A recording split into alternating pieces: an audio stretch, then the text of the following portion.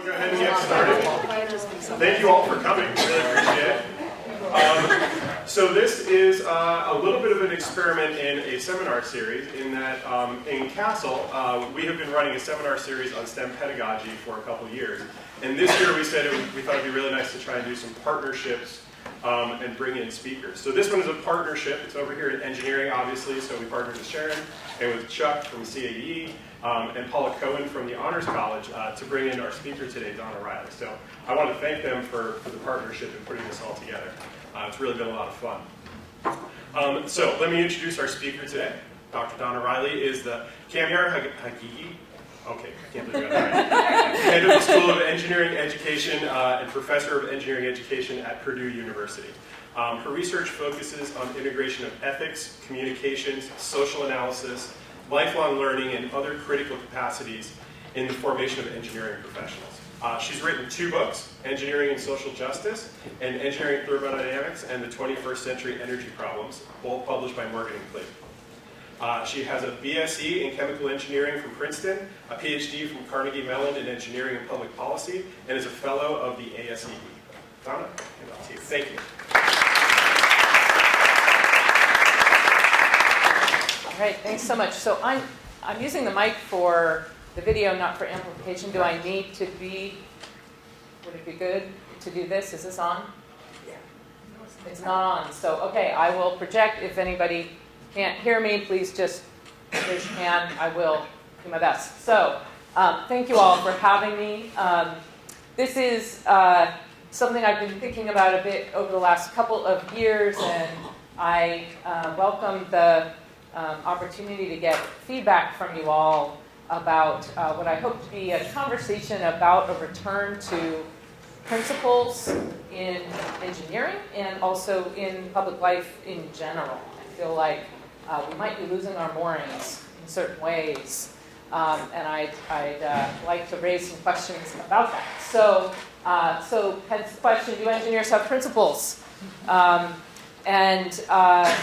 For those of you that are not engineers, how many of you are not engineers? For non-engineers, woohoo! So I will try to make clear where there might be good places to talk about other other professions and other disciplines in this mix. I'm speaking very specifically about engineering ethics here, so that has this kind of professional context, but I think the same questions will apply in other fields and other disciplines. So I'm open to that conversation as well of how this applies in other fields. And this is, I'm going the wrong way. Okay, there we go. So the overview of the talk is to talk a little bit about some of the recent engineering scandals that have me thinking about this issue of principles and how they are infused into engineering practice. And I'm going to, in those case studies, talk a little bit about which principles are we adhering to and whose values are we representing in those scandals. And then talk a little bit about some of the future problems engineers and the rest of society are facing and how do we approach those and how do we bring our principles to those. And then talk a little bit about pedagogy. So how do we infuse values into learning? And what are some of the methods by which we might do that? And then close with maybe some new directions in that regard and a chance for you all to maybe talk through how you do that in your own teaching and learning activities. So this is my car. This is Rudy. And I named him after Rudolf Diesel. It's a VW diesel. I was teaching thermodynamics. This is Rudy. I had to sell Rudy back to Volkswagen of America. You know why? Because it was a cheat that happened. I was cheated. They told me that this car was green, and I bought it, literally. And I drove this thing around, and I got great gas mileage. 58 miles to the gallon was my record. I got my tank average was 47. Pretty good, pretty good. But then, as it turns out, I was polluting the air with nitrogen oxides. And about 10,000 people died globally as a result of these increased NOx emissions. That's no joke, right? So NPR did an interview with the CEO of Volkswagen at the time, who is a computer engineer. And NPR ends up in a follow-up saying, you said this was a technical problem, but the American people really see this as an ethical problem. And he said, well, it was a technical problem. We had some targets for our engineers, and they solved it. And they reached the targets with some software solutions. And they haven't been compatible with the American law. That is the thing. What? That's what he said. It was an ethical problem. I cannot understand why you say that. That's true. You can no, listen to this. He said that. Yeah, it's a word for word quote from the CEO of Volkswagen. So that's one case. We're still working out the situation with the 737 MAX, and there's a lot of aerospace engineers at Purdue, and they're very interested in this. And so I hear the story might be a little more complicated than I'm telling it, but here's how I see it from what I read in the news about this. The first principle of safety engineering is that you design out the hazard. This is what I was taught. And what happened in this case, if you've been following kind of the news reports, well, there was a lot of pressure to compete with Airbus, right? And what Airbus had done with their planes was that they developed these larger, more fuel-efficient engines. And they were able to, because they had been planning this all along, they were able to swap out their less efficient engines for their more fuel-efficient engines and just put those under the same wings. They had enough distance under the wings to enable that. Well, the 37 didn't have that. So the engineers said, well, let's just move these engines forward, right? And then we can fit them on the plane. But the problem is that creates the potential for aerodynamic instability. And they said, we have a software solution for that. So they tried to solve it through this MCAS, right? They develop a system. But the thing is, they use triple redundancy as the standard for safety when they design airplanes, but triple redundancy didn't apply to the software. Right? So then we have a situation where we've had 2 crashes 5 months apart, and 346 people have died, and now the planes are grounded until further notice. Then there's the TheraNo story. Have you all seen this story? This is, yeah, okay, a lot of you are familiar with this. So there was a Silicon Valley executive who said, well, let's start with the principle. First principle of engineering ethics, to hold paramount the health, safety, and welfare of the public. So we have Elizabeth Holmes, who has this idea for this great device where you take a drop of blood from a finger prick rather than having to do a venous blood draw.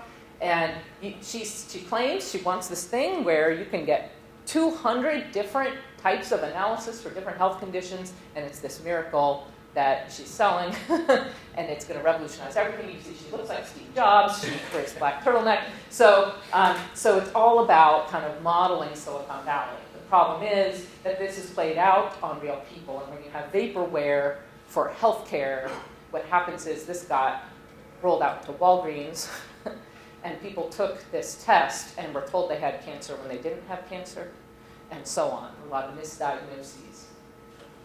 And so what happens is you have values that are overriding the holding paramount the health, safety, and welfare of the public. And it's things like fail fast. Just get in there and fake it until you make it, Silicon Valley value. And I don't have to finish my undergraduate degree because look at Gates, look at Jobs. I'm a dropout genius billionaire. She really did raise almost $1 billion in venture capital for this idea that had no there.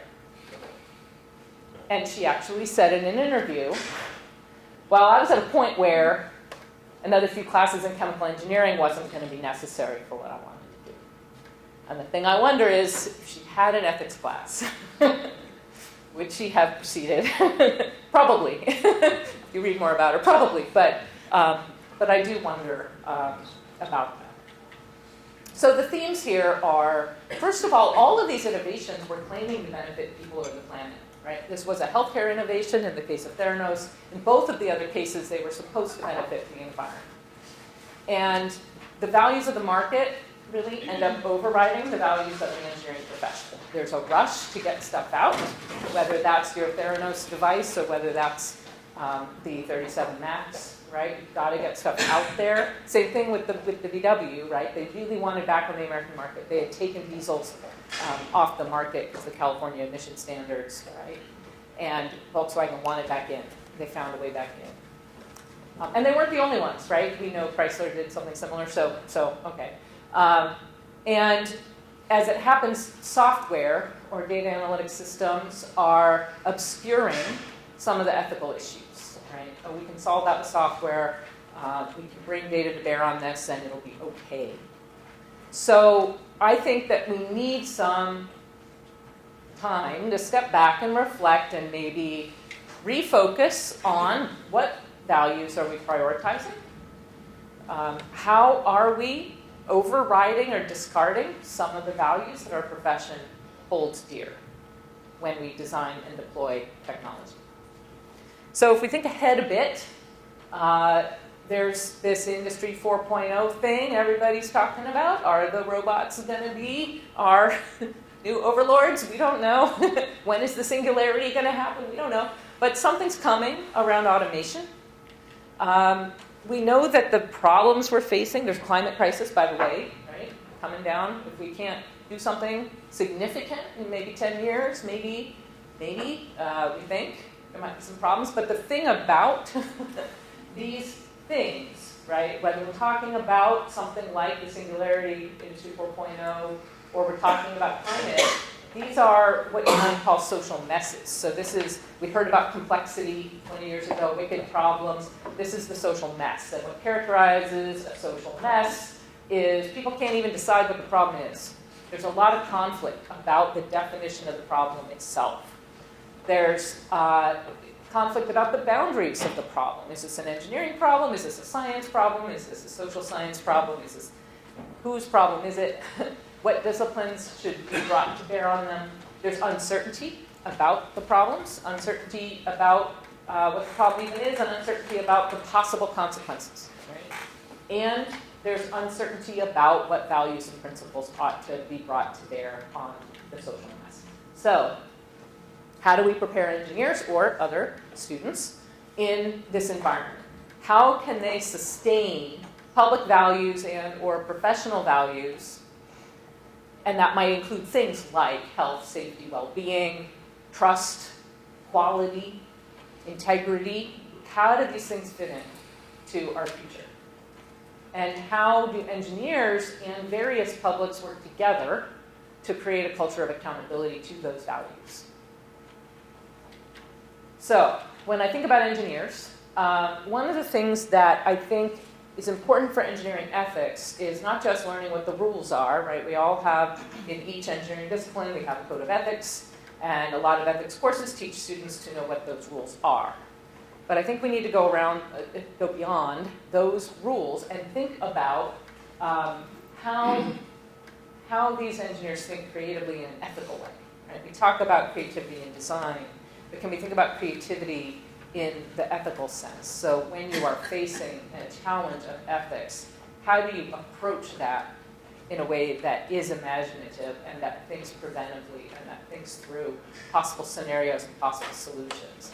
Because ethics, like design, is something that has multiple solutions, is iterative. No solution is going to be perfect.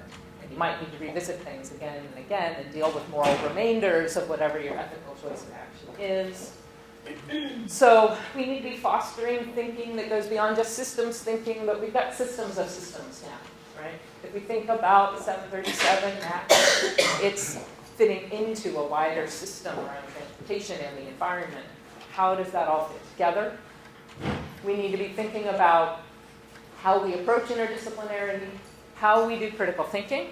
So we've talked a lot about critical thinking and problem solving for engineers, but we need critical thinking that sits alongside our engineering material, right? That's looking at and always asking, what are the social determinants of this thing we're being asked to design? Why are we in this moment of being asked to design this plane this way?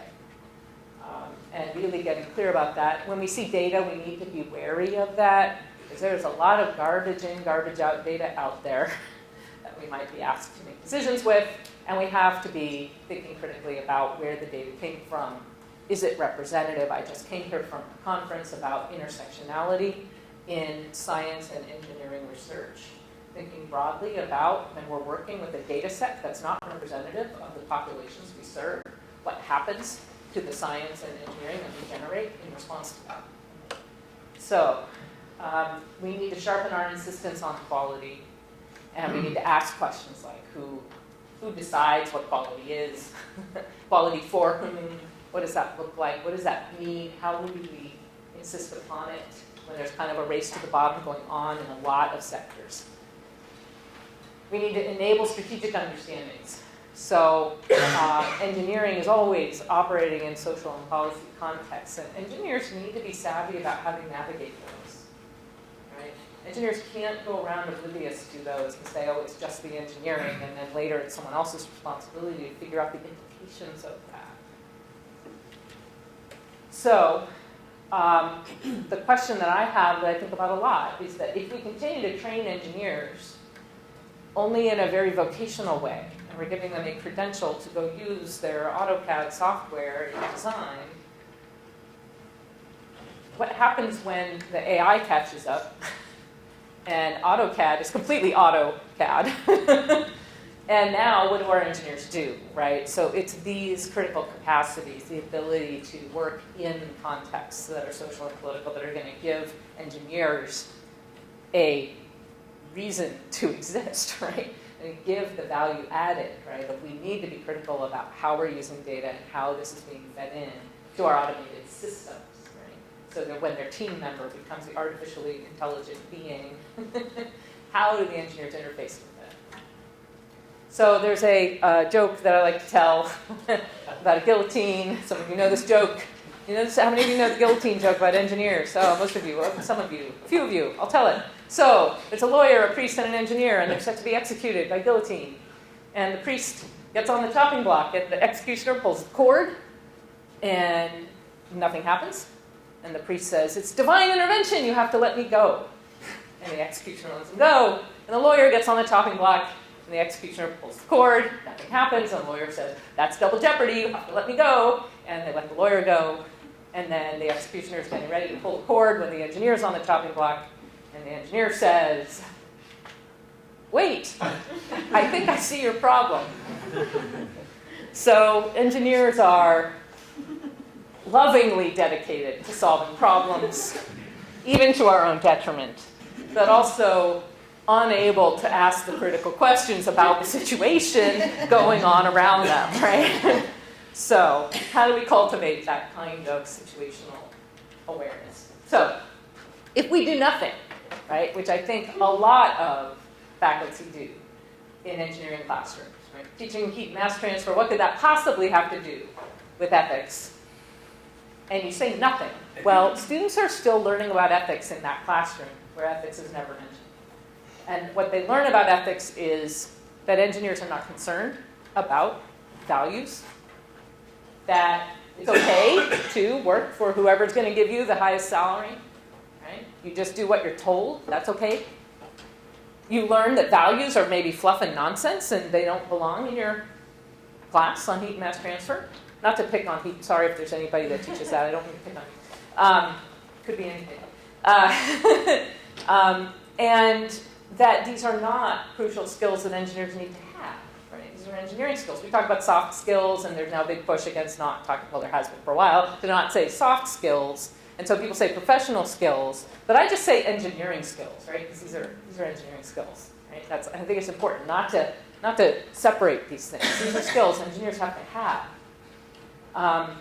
But when we don't even bring it up, when we're not even calling it any kind of skill, then our students come away thinking it doesn't have a place in engineering.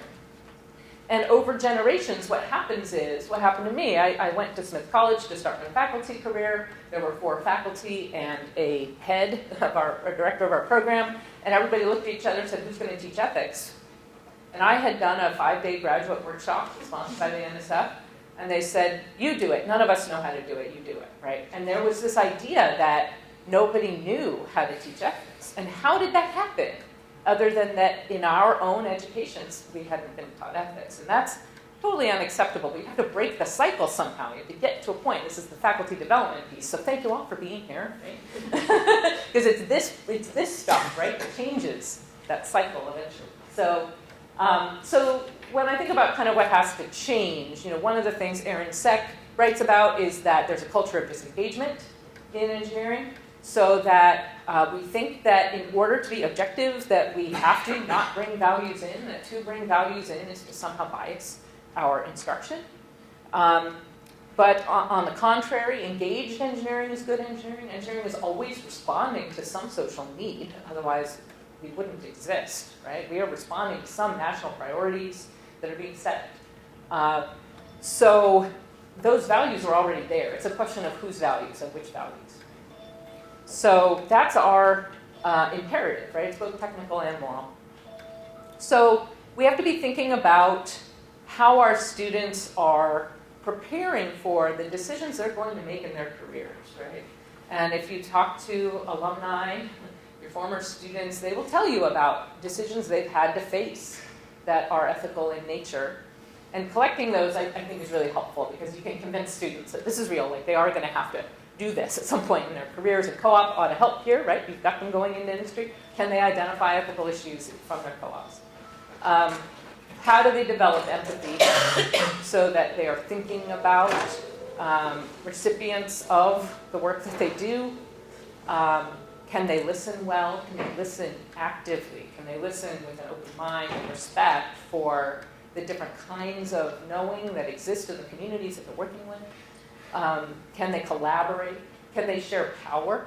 Because this is another important thing, right? Engineers have to recognize that the communities that have to live with the technologies that are being designed by the engineer, someone's left holding the bag, and it's usually not the engineer. The engineer gets to go with it. So how do you share power with the community that's living with the solution you design? And to help them, first of all, solicit that input from everyone, right? And to challenge systems that don't allow for that. So an engineer that's being asked to go into a community meeting where their job is just to let people vent and not actually take seriously what's being said, how does an engineer intervene in that and make it so that that meeting actually does receive input that is taken seriously? So that requires understanding. That's understanding how that system works, right?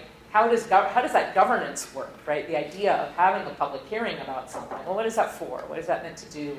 How do you make that work according to the right, maybe there's an ideal that's underlying this, right? About public participation. How do you make that meaningful if you're just being asked to go there and hear them vent? And then how do you develop the humility, right? That's both sort of cultural humility and epistemic humility to recognize that maybe other folks that you're interacting with have specific kinds of knowledge that needs to come into the problem that you're working on. And so how do you do that so that your ethical decision making is being made from a position of engagement, that you're making those decisions with people, and that this is happening in things that are very localized. So we say health, safety, and welfare of the public in our engineering ethics codes, but those ideas, we don't spend a lot of time talking about what that really means. And that means different things to different people in different contexts. And how do you really start from that position and find out what that is and what those goals are for particular communities, right? So that might mean sharing power in that ethics decision making that goes on. And it's, I go to this group called APPE, which is the Association of Practical and Professional Ethics. And this is a place where ethicists come in together from all different professions. And one of the sessions I went to had dentists talking. And I thought it was really interesting because dentists were talking about, they had just redone their code of dentistry ethics. And they did that with patients. They didn't think that they could, as dentists alone, develop a dentistry ethics code, that it had to involve the people that they serve. And engineering has, to my knowledge, never done that. At least not anything more than a token way. So what would that mean, right, for engineering to do something like that? So this is where I think, one of the things, I'm not a civil engineer, so this is completely armchair for me. But I've looked at the American Society of Civil Engineers, and I've wanted them for so long to take a stance about certain things, right? They're very engaged with the public. What civil engineering does is directly engage with the public. So what would it mean for civil engineers to say, something about water privatization? Under what circumstances ought engineers get themselves involved in or not get themselves involved in water privatization efforts? How would you make that decision as an engineer? How would you even think about it? Is there any guidance from the professional society about that? Or the infrastructure report, right? Every couple of years, ASCE puts out a report grading the nation's infrastructure. We're not doing so well. Talking D, E, are we at D minus yet? We're somewhere, I'm gonna check. We're somewhere in the D. There are some subsystems with D minus, yeah. Yeah, we're somewhere in the D range with most of our infrastructure right now. And so what happens then, right? Because I remember talking with someone from the society when I was in DC a few years ago, and they said, why don't you hire a lobbyist? Like, who's moving this on the Hill for you? And they said, we can't do that. That's political. We don't get involved in that. Well, we'll form a separate lobbying group that's not the ASCE then, but someone's got to go lobby Congress about the infrastructure, right? And they just go, no, we just supply the information. But I do think there's a need for greater engagement, right? So how do we learn principles, right? And this is where those of you that are not engineers may have more to say about this, right? Because engineers are behind on this. We don't do this, right? So my first suggestion is to focus on this hidden curriculum issue that when we say nothing engineers take away, that ethics isn't part of what we do. So how do we model being ethical engineers in front of our students? What would it mean just for someone to talk incidentally about some ethics decisions they may have faced in their work? So how do we model that for students? That's the first thing. Then the second thing is what it means to have classrooms that are centered around values. And I think one of the obvious things that's in front of us right now is that our students have been increasingly, over the last couple of decades, increasingly career focused. Right? And the credential is the central thing. Right? They're here to get a piece of paper. There's been a lot of focus on the customer's always right, and the students are our customers in this new business model of the university. So we are prioritizing that credential over the actual growth, the actual learning, what the student can actually do when they get in the industry. Drexel's probably somewhat distant from that because you've got them going in, coming back out at the regular. So you're going to have some check on that, I think, from co-op, where industry's saying they have to be able to do this stuff when you get them. But I think there's a tendency to focus more on that credential because that's where our students are at, or the grade, right?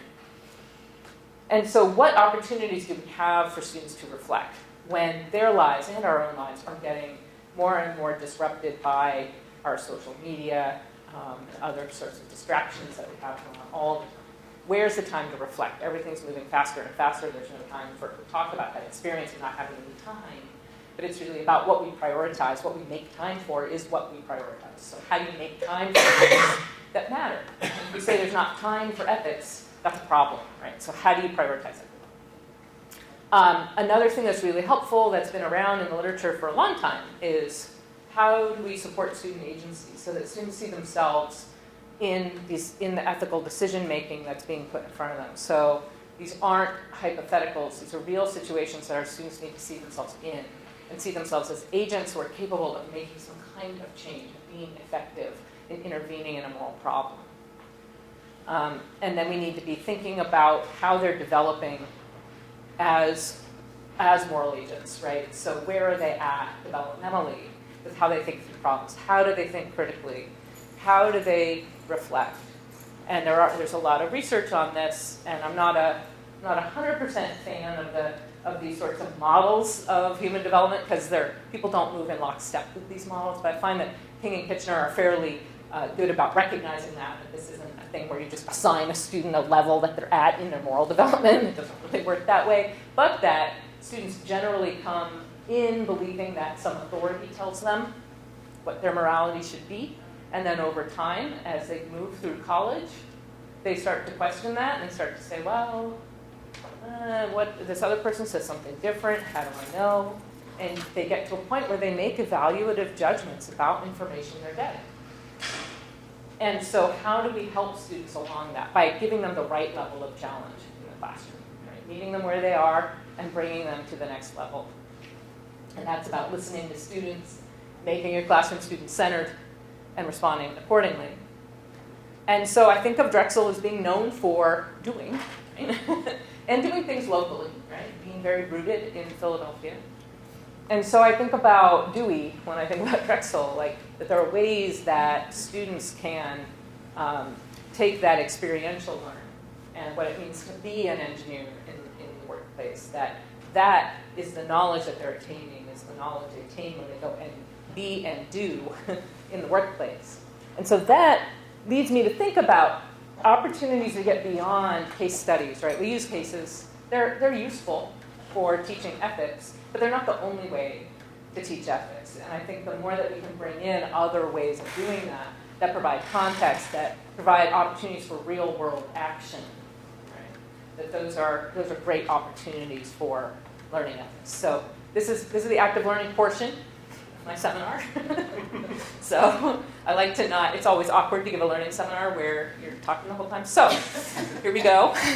It's the think, pair, share. Are you, everybody familiar? Think, pair, share. So you're going to take a minute, and I guess I'll time you. I'll try to time you. I don't know if I'm on my phone. Give you a minute to think and reflect. What's one practical thing in your environment, whatever it is that you teach, or your learning environment, that would allow a focus on values and principles? What's one way you could return to think about those things, or reflect on those things, or feel about those things? And then we will pair. You'll talk about it with a friend, and then we'll take ideas from the group. Yeah. Oh, great. Sure. So go ahead, think quietly. This is quiet portion. You got a minute.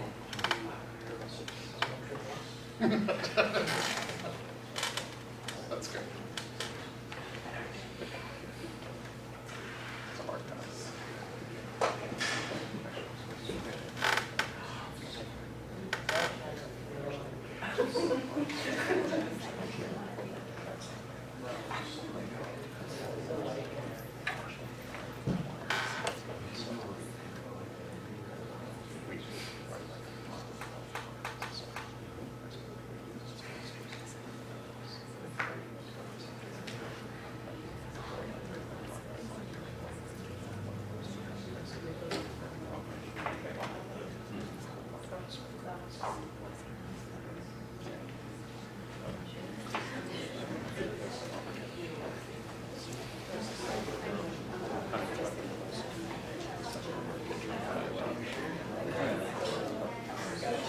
All right, so you can turn to a neighbor and talk for a couple minutes about each of your ideas. What did you come up with?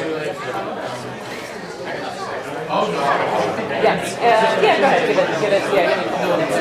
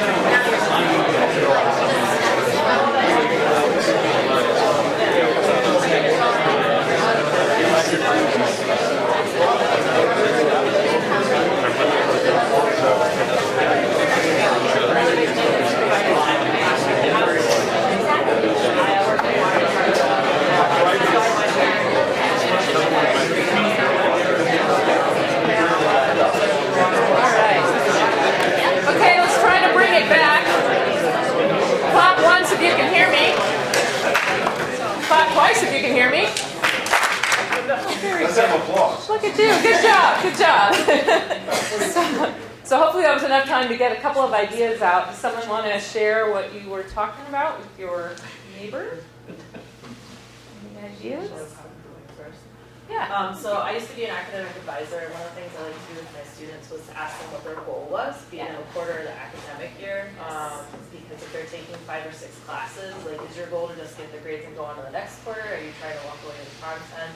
And oftentimes to kind of help them shape how they're going to approach the course. Because but that's one of the ways that I've done it and like to do it. Great. Yeah. So ask the students to just step back for a minute, reflect. What are you doing here? Where are you going?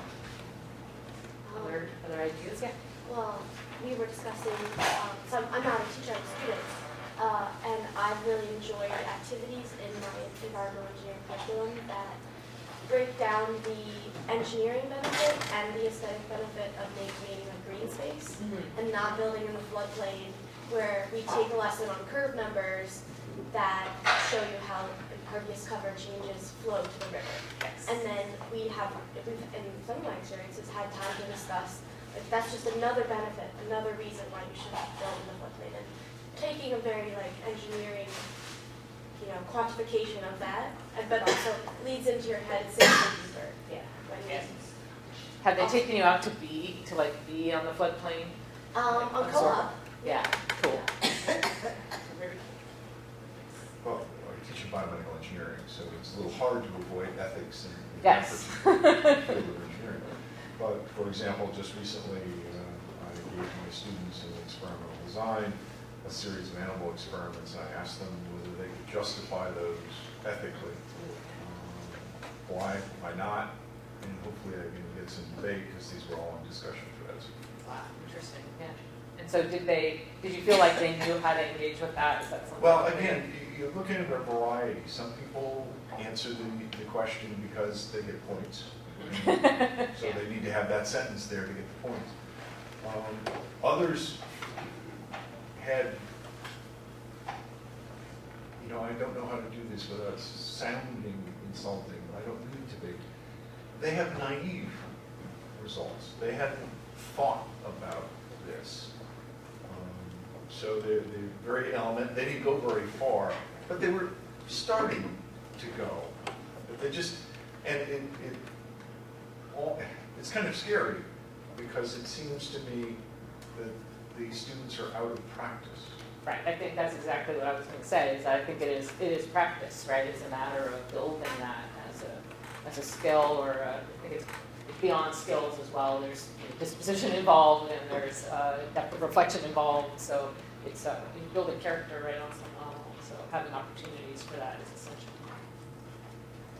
So I don't teach in STEM, but I teach about STEM. I'm a historian of science and engineering. And I found one thing that shakes up the students, but also ultimately gets them excited, is when I break frame. And I'm like, I ask them, why are we studying this?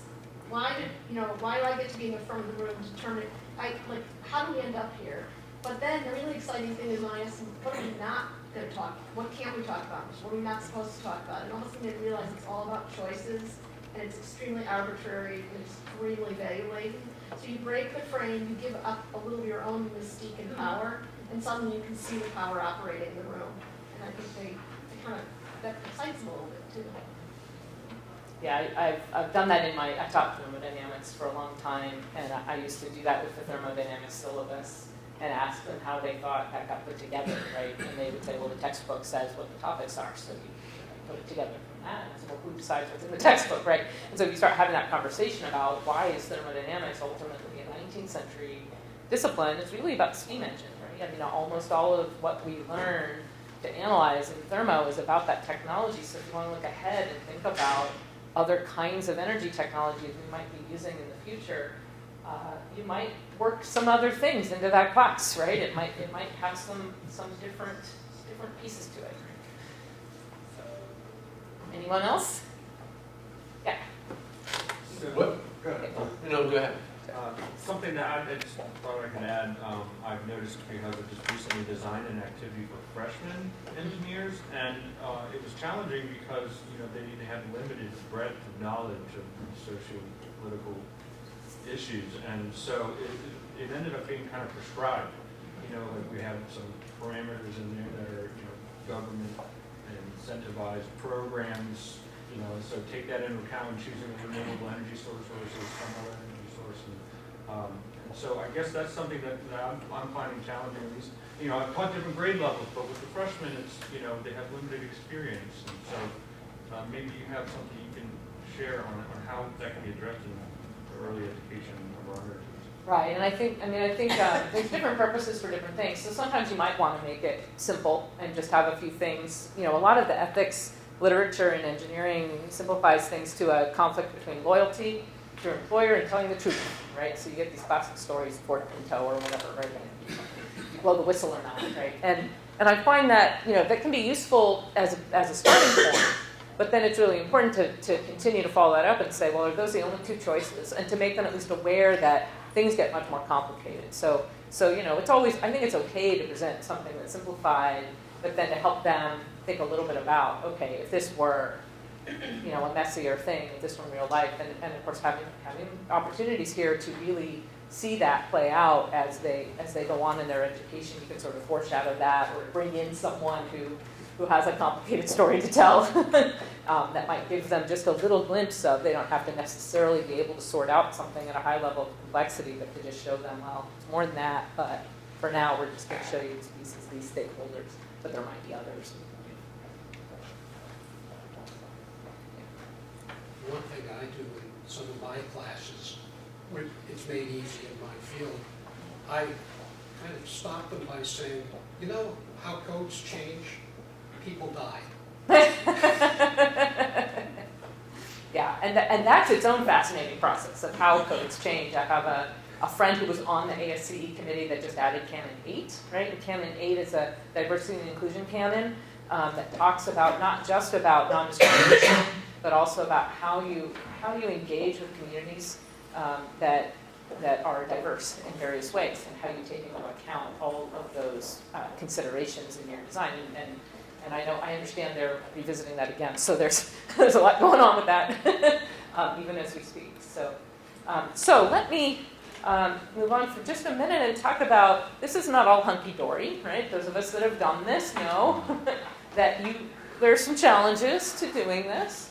And one is that the students will say, how am I going to get graded on this, right? When you ask a student to be reflective, they say, well, what represents good work?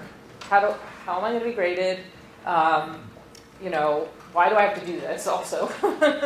And so I find it helpful to get clear about that. What does constitute reflective work? Provide a rubric on reflection, right? And this is where colleagues that are non-engineers are used to doing this. So you can talk about those expectations and really help them through practice get to a point where they can reflect. And I know in my case, one of the things that helped was to give them a few attempts that could be redone and regraded, or that didn't count the first time, just to get the feedback going, get them used to what the expectations were. And to focus on the why behind the why. So if they tell you they're motivated by grades, you say, why is that important to you? And they will say something. That's an answer to that, right? Because I need the job, because my parents expect me to do well, and if you keep sort of probing them with the why, you get to some intrinsic motivation that relates to that, and I think that's a really helpful thing to do. I think that there's often a base level when they come in. There's assumptions, right? And some of the assumptions are around, I got to do what my employer says. Right? I need to obey, I need to be loyal, right? That's an inherent thing. And that is part of the ethics code of the profession, right? But that is not the only value. So how do you then understand competing values and the complexity of different values operating at the same time? And so helping them really see multiple ways of thinking about a problem, multiple ways of looking at a problem, getting them used to talking to other people who see a problem differently, can help them get in the practice of when they face a real problem at work. They might talk it through with some trusted people who might give them different perspectives and different ways of approaching the navigation of a problem. So it's not just, do I tell the truth or am I loyal? So there's a tendency in engineering, and maybe even more so than other disciplines, to teach that the engineers know what's really right. So one of the other jokes that I like to tell is this one about they're measuring the height of a spire in a town, right? And the engineer goes and you tell this very long, it's like a Shaggy Dog story, you tell this long thing about everything the engineer does to measure the height of the steeple, right? And they're doing all this analysis on the ground, and go up and they rough the plumb line, and they write a 20-page report, and they go back to turn in the report about how tall the spires, and the sociologist took the custodian out for a beer and asked him how tall the spire was. Joke, right? But when I tell the joke, I like to ask people, like, who's right? Who has the real answer? Right? And most engineers will say the engineer has the right answer. And why? Why should that be? And challenging that, I think, is really important, because the custodian may have a lot of ground truth about how tall that spire actually is. So anyway, it's a little aside, but how do you teach that listening and that empathy and that recognition that there is knowledge of value to be learned from others? And then there's the practical question of, well, I can't do the right thing because I might lose my job, and then I can't pay off my debts, and so there's a panic about that, right? And I hear that a lot when I talk about engineering and social justice. There's like, well, that's all well and good that someone has to get a job, right? And this is real, that's a real concern. And it can be helpful to kind of get past the panic, the initial panic of like, oh, I have to take that job at Lockheed because otherwise, what am I going to do, right? Well, sit down and figure out, okay, you have debt to pay, you're supporting your family member, okay, write down how much that costs, right? And figure out what are your requirements, right? This is in like basic career books. You go get what color's your parachute, they have you sit down and do that calculation so that you know what are your requirements, right? And then from that number you can say, okay, what really are my options, right? But to assume that you must take this job that makes you morally uncomfortable because that's your only option is a jump to a conclusion that may not be the actual reality, right? So helping somebody just kind of step back from that panic of oh, I can't do the right thing is, I think, important. And then that's about the creative and preventive approaches. What makes you think you're going to lose your job? Is there a way you can handle this that you don't lose your job? So maybe you can do something else than just go public, right? Maybe there's something before you go public that you can do to address a problem that's in your workplace, right? And so our students don't necessarily get that. And if the only ethics cases you teach are ones that have that big drama, then they might not be able to generate those things that happen in between, right? That might be effective ways of addressing an issue. Because those don't make the papers. But knowing what those are from your alumni could be helpful.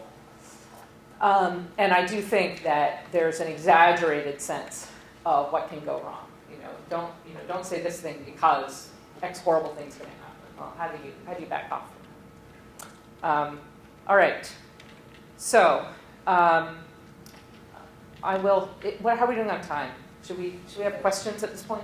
Yeah, a couple more of this if you want to wrap up, or questions, whatever you like. So That's one thing.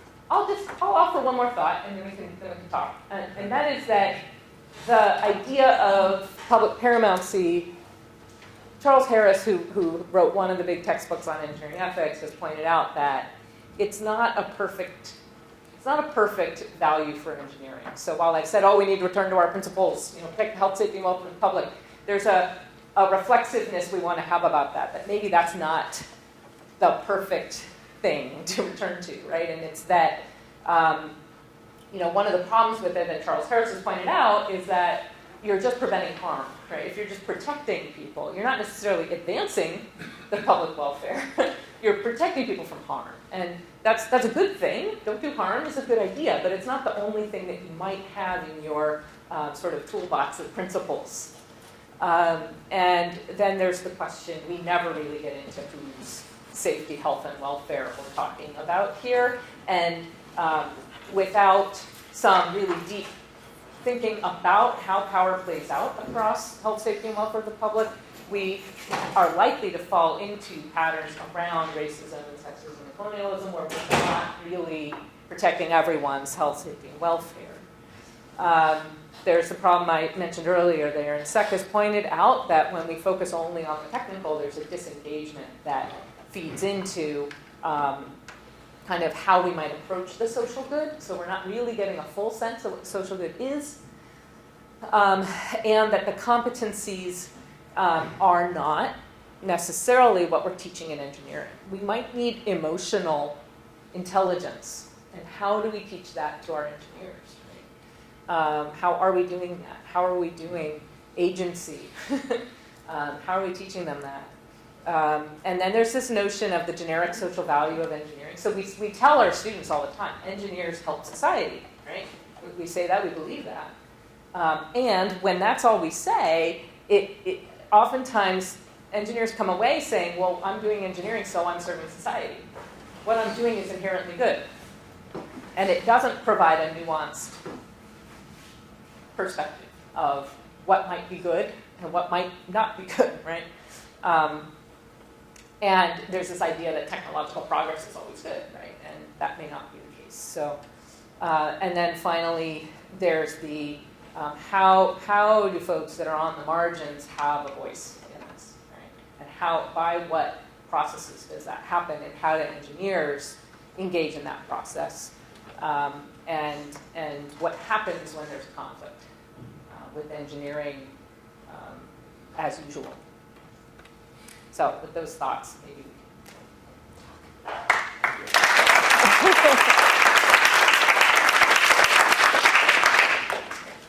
couple of comments.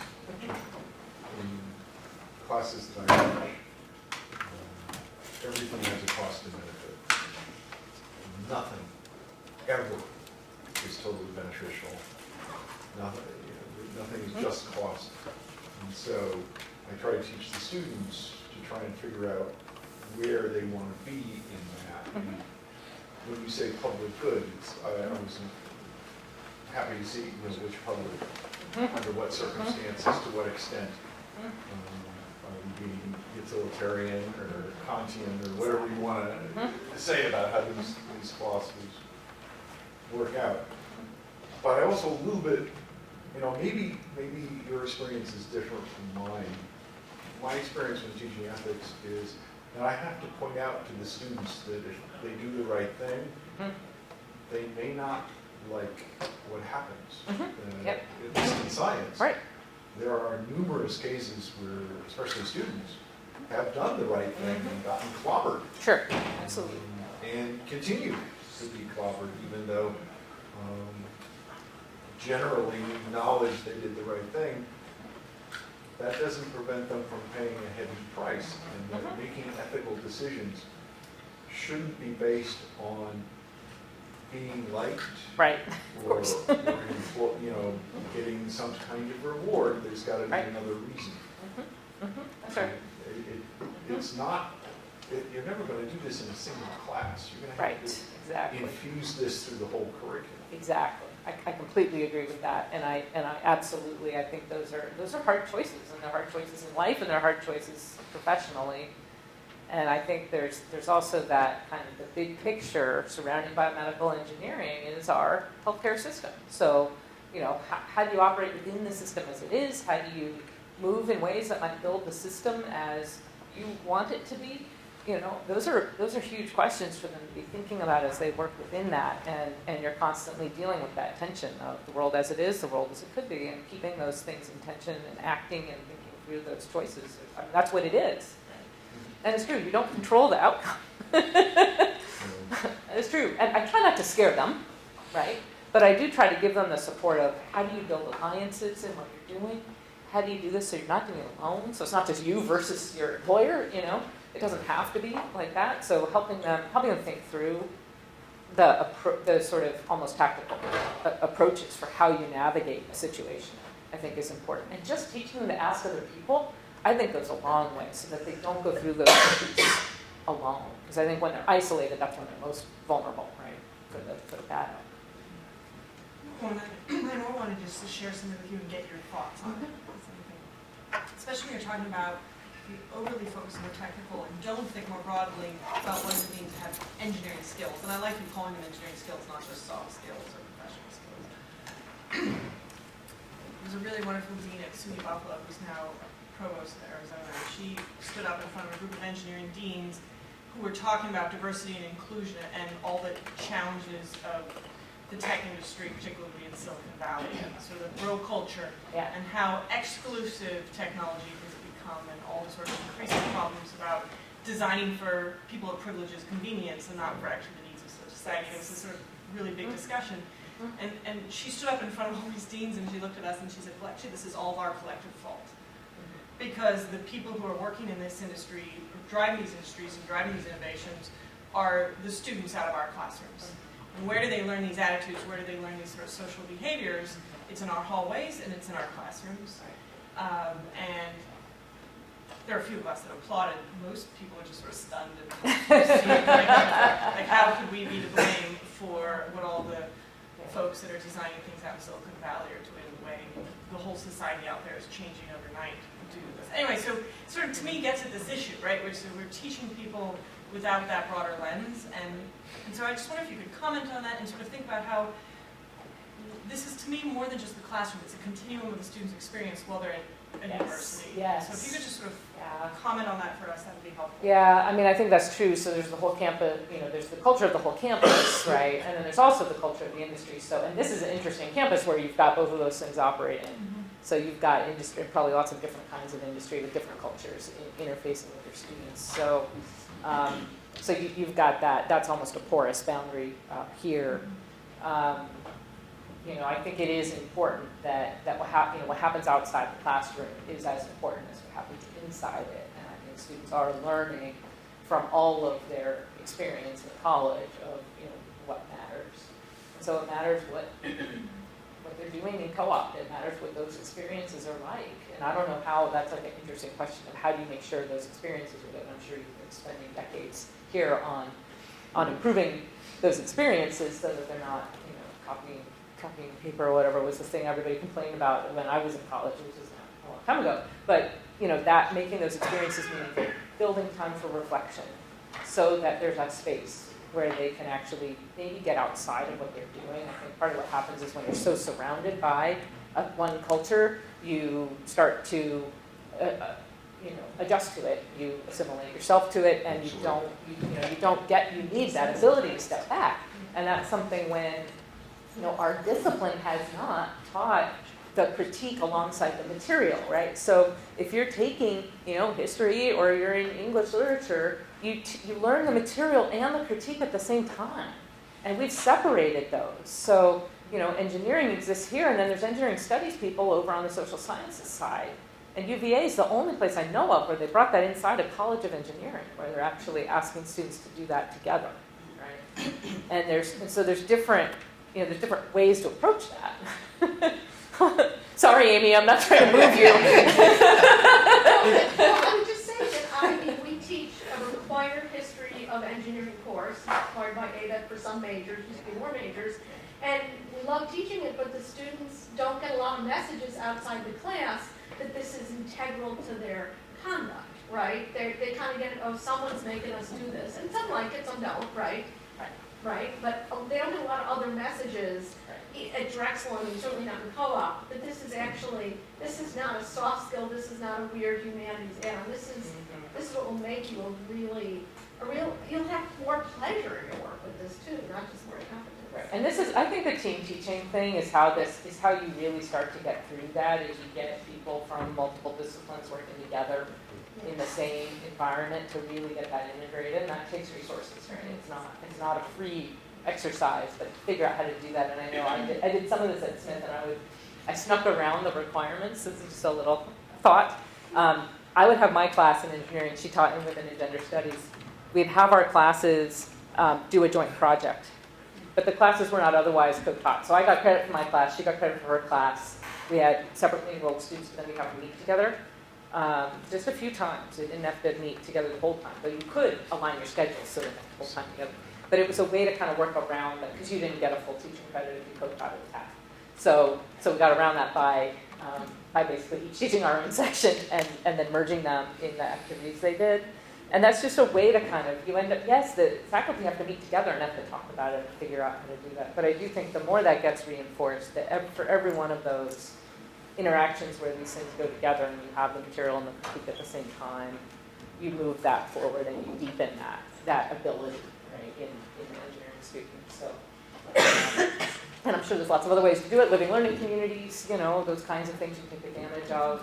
If you can really get the programming there, have student life be involved in that, and have that be the goal, right? But it is about, what are you setting the goal to be? What is the goal of the student's degree? And if it is, getting a good job in industry, well, then you never really do think so much about these other things. But if you say it's holding a set of values, whether that's Drexel's values or the profession's values or the public's values, and you can have a fight about what those are, but at the end of the day, if that's the center, then the curriculum changes as a result. I want to build on what Sharon just asked. I mean, in the end, a lot comes down to the faculty. And like any other university, when we evaluate faculty for annual reviews or promotion and tenure and so on and so forth, a lot is based on classical quantitative metrics. But a lot of what you're talking about, in the civil engineering department heads call these power skills. A lot of these power skills are not really quantifiable in that sense. Does anybody have good practices to evaluate how faculty convey these power skills to our students and their performance as educators? Sure, and I think it goes individually by that, right? So I wrote a paper on lifelong learning, like how do you measure the ability to engage in lifelong learning? Because everybody in ABET was sort of, did they go get a graduate degree? Did they take further classes? That's not what lifelong learning is. Like, we want to know at the time of graduation, what is their disposition towards learning, right? And you can measure that. There's self-directed learning scores. There's actually like a validated measure of that. Do they have the ability to be self-directed in their learning, right? You can measure that. That's a component of it. It's not all of lifelong learning. I'm really asking though, how do you assess the faculty's competence at conveying? You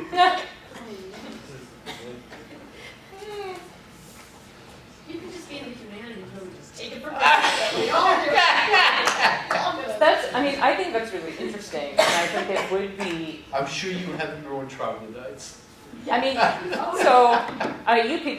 One way to get at it is attitudinal, right? You can take an attitudinal survey, their attitude towards these things, because if you have faculty that don't even value these skills, then of course they're not.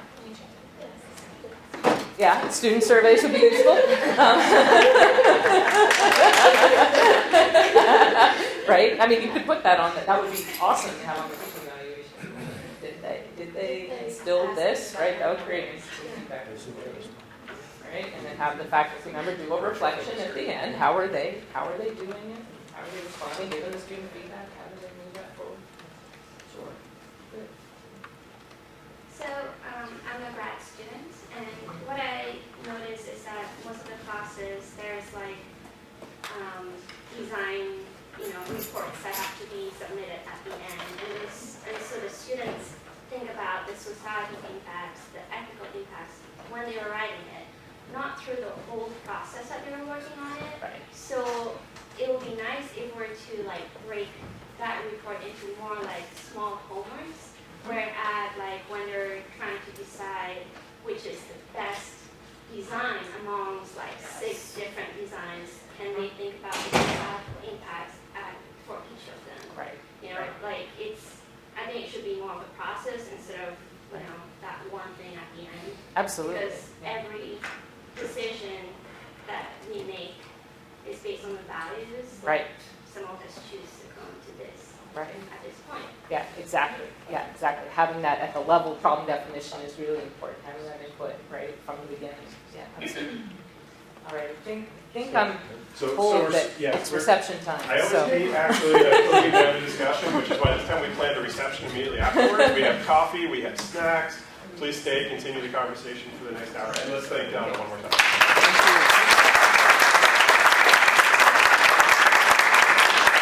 Thank you.